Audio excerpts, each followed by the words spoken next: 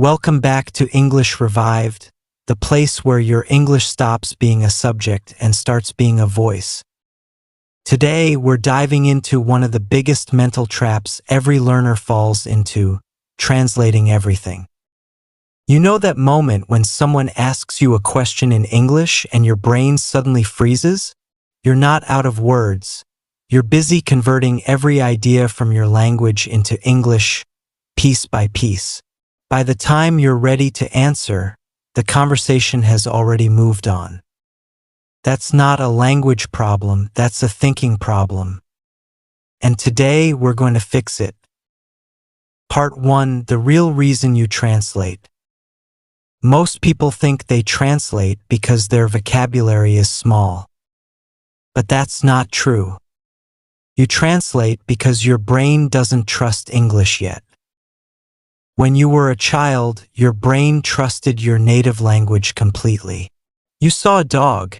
You didn't think, in English that's dog. In my language it's. You just felt it. To think in English, you have to rebuild that same trust, but consciously. The trick isn't to force yourself to stop translating. The trick is to fill your brain with so many English connections that translation becomes unnecessary. So how do we do that? We start with a mindset shift. Part 2: English is not a code. Many learners treat English like a secret code they must decode before speaking. They hear a sentence, break it into grammar rules, find the equivalent in their own language, then rebuild it. That's like trying to dance by reading step-by-step instructions in real time. Instead, English is a rhythm. It's movement. It's connection. You don't need to decode it, you need to feel it. Start noticing patterns instead of rules. For example, instead of memorizing, "I am going to," just notice how often people say it when they talk about plans. Instead of translating, "I don't think so," understand the tone, the small shrug in the voice that means polite disagreement. That's the real English, the one people live in, not the one they study. Part 3: Build micro-habit thinking. If you try to change your brain in one day, it will resist. But if you make small changes daily, it adapts quietly. Here's a simple exercise. Every time you look at something around you, your phone, your cup, your chair, say the word in English, out loud or in your mind. Then build a sentence. This is my cup. My cup is warm. I love drinking coffee from this cup. Now your brain isn't translating. It's living in English. Do this for 1 week, and you'll start to feel your thoughts whispering in English on their own. Part 4: Shadowing, your secret weapon. Shadowing means listening to a native speaker and speaking at the same time, copying rhythm, intonation, and emotion. It's not just pronunciation practice, it's brain rewiring. When you shadow, your brain connects sound to meaning directly, skipping your native language completely. Start with short clips, 2 sentences from a movie, a podcast line, or your favorite YouTuber. Repeat it 10 times. Don't aim for perfection. Aim for flow. When you shadow, you're literally building a new English circuit in your brain. Part 5: The English Zone Technique. You need to create an English-only environment, even for 5 minutes a day. That's your English zone. During that time, don't open your phone in your language. Don't think about translation. Don't analyze grammar. Just exist in English. Listen, speak, write, even daydream, all in English. Your English zone is where your new identity grows. Because learning a language isn't just about words, it's about becoming a new version of yourself. Part 6: Talk to yourself. The easiest person to practice English with is you. People worry it's strange, but it's the best fluency gym you'll ever find. Describe what you're doing. I'm opening the fridge. I'm making a sandwich. I should clean this table. First, it feels awkward. Then it becomes automatic. That's how you stop translating, by speaking faster than your native language can interrupt you. Part 7: Vocabulary through context. When you memorize lists, you're forcing the brain to store disconnected data. But when you meet a word inside a sentence, your brain attaches meaning, emotion, and rhythm to it. Example: instead of memorizing tired, notice how people say, "I'm so tired I could sleep for a week." Now that word lives with emotion. The next time you feel exhausted, your brain will grab the whole sentence automatically. No translation needed. Part 8: The emotional link. You remember what you feel.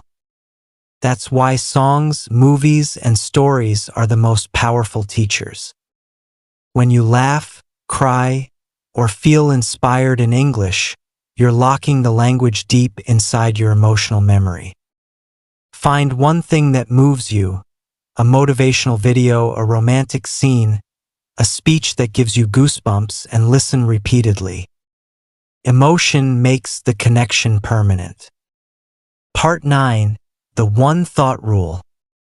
Whenever you have a thought, challenge yourself to express it in English immediately, even a simple one.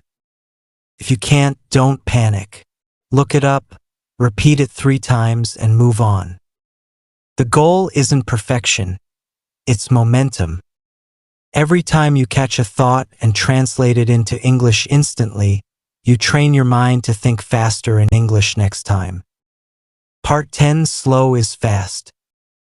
The biggest mistake learners make is chasing speed. But fluency isn't about talking fast. It's about talking smoothly. When you speak slowly, your brain has time to adjust. Speed will come naturally as your comfort grows. Think of English like driving a car. You don't start at 100 kilometers per hour, you learn control first, then speed follows automatically. Part 11: The accent myth. Many learners believe they need a perfect accent to sound fluent. Wrong. Fluency is comfort, not accent. Your goal isn't to sound like a native speaker, it's to sound like yourself in English. Clear pronunciation is enough. Remember, the world's best communicators don't sound the same, they sound confident. Part 12: The confidence loop. Confidence doesn't come after fluency, it creates fluency. When you speak, even with mistakes, you create proof that you can survive in English. Each success adds a brick to your confidence wall. So speak early, speak often, and celebrate every imperfect sentence. Part 13: Your daily fluency ritual. Let's build a 15-minute daily plan that rewires your brain. 1. Warm up: 1 minute of shadowing a native clip. 2. Describe, talk about your surroundings for 3 minutes. 3. Answer, pick one question of the day and answer it in 3 different ways. 4. Listen 5 minutes of focused listening, podcast, video, dialogue. 5. Reflect: 1 minute of self-talk about what you learned. 15 minutes. Every day. This is how fluency grows, silently but steadily. Part 14: When you get stuck. Everyone hits walls. The trick is not to stop, but to switch modes. If you're tired of speaking, listen. If you're tired of listening, read. If you're tired of reading, write. English is a circle, move anywhere inside it and you'll keep progressing. Part 15. Mistakes are proof of growth. Each mistake is a small scar of progress. You can't learn to walk without falling, and you can't learn to speak without slipping. Instead of saying, "I made a mistake," say, "I collected data." That's what scientists do, they fail forward. Be a scientist of your own fluency. Part 16. Thinking in pictures. Native speakers don't think word by word, they think in pictures. When you hear apple, don't imagine the word, imagine the apple itself. When you hear run, don't see the letters, see the movement. This connects your English directly to the world, bypassing translation entirely. Part 17. Silence training. Yes, silence. When you listen without rushing to reply, you give your brain time to absorb rhythm, tone, and flow. Try listening to a 2-minute clip and repeating it in your mind without speaking. This builds your inner English voice, the one that thinks before it talks. Part 18. The Switch Off Native Challenge. For 1 hour a day, switch off your native language completely. Set your phone, music, and YouTube to English only. At first, it's disorienting, like walking into another dimension. But soon, you'll feel your brain stop searching for translation. That's when you know it's working. Part 19. English as an identity. Fluency happens when English stops being something you do and becomes something you are. When you think, "I'm an English speaker," not "I'm learning English," you cross an invisible border. Identity fuels consistency. Consistency builds fluency. Part 20. Final mind shift. Thinking in English is not about deleting your native language. It's about adding a new way to experience reality. Every word you master gives you a new lens to see the world. So don't rush the process. Enjoy it. You're not just learning English. You're expanding your mind. This was English Revived.